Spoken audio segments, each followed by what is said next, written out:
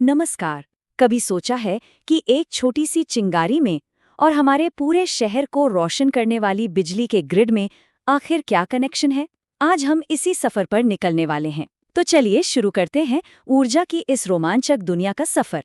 सोचिए जरा, एक छोटा सा लाइट बल्ब जो हमारे कमरे में रोशनी करता है और एक भयंकर तूफान जो सब कुछ तबाह कर सकता है। इन दोनों में क्या एक जैसा हो सकता है? सुनने में अजीब लगता है ना, पर इसका जवाब सच में हैरान कर देने वाला है। इन दोनों के पीछे एक ही अदृश्य ताकत काम कर रही है, ऊर्जा। अच्छा, तो इस पहेली को सुलझाने के लिए हमें बस 3 बेसिक चीजें समझनी होंगी: ऊर्जा, कार्य और शक्ति। सच कहूं तो यही वो 3 चीजें हैं जो हमारे पूरे ब्रह्मांड को चलाती है। तो सबसे पहले आती है ऊर्जा। अब इसे ऐसे समझिए जैसे किसी के बैंक अकाउंट में पैसा पड़ा है। ये कुछ करने की क्षमता है, वो पोटेंशियल जो अभी इस्तेमाल नहीं हुआ है पर है जरूर। जैसे एक खींचे हुए धनुष में या एक बांध में रुके हुए पानी में। हर बदलाव का यही शुरुआती पॉइंट है। अब जब हम उस बैंक अकाउंट से पैसा निकालते हैं और कुछ खरीदते हैं, उसे कहते हैं कार्य। जब कोई बक्से को धक्का देता है या सीढ़ियां चढ़ता है, तो असल में वो कार्य कर रहा होता है। ये ऊर्जा का एक्शन में आना है, जब वो सच में कोई काम करती है। और आखिर में आती है शक्ति। शक्ति बस ये बताती है कि ऊर्जा कितनी तेजी से इस्तेमाल हो रही है। सोचिए, एक स्पोर्ट्स कार और एक नॉर्मल कार, दोनों एक ही मंजिल तक पहुंच सकती हैं, लेकिन स्पोर्ट्स कार ये काम बहुत तेजी से करती है क्योंकि उसकी शक्ति यानी पावर ज्यादा है। तो शक्ति का मतलब हुआ ऊर्जा के इस्तेमाल की रफ्तार।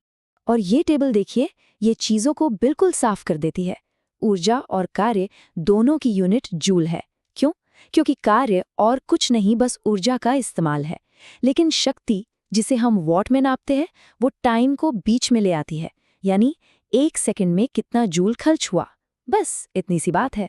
ठीक है, तो अब जब ये बेसिक बातें समझ आ गई हैं, तो चलिए ऊर्जा के सबसे बड़े और सबसे कमाल के नियम को जानते हैं।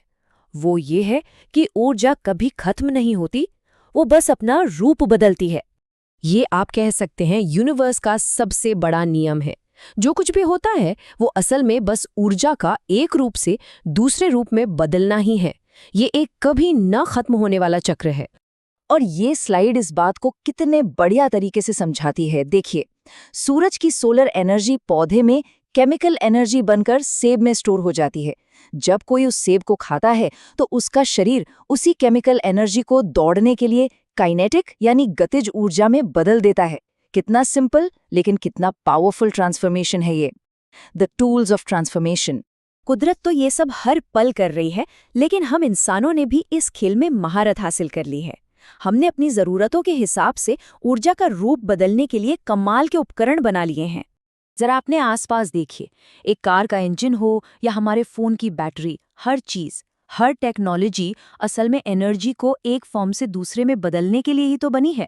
ये हमारी इंजीनियरिंग और समझ का सबूत है। अब चलिए इस आइडिया को थोड़ा और बड़े स्केल पर देखते हैं कि कैसे हम बड़े बड़े पावर प्लांट्स बनाते हैं जो हमारे पूरे के पूरे शहरों को रोशन करते हैं। ये जो पावर प्लांट्स होते हैं ना, ये असल में बहुत बड़ी बड़ी एनर्जी बदलने वाली मशीनें हैं।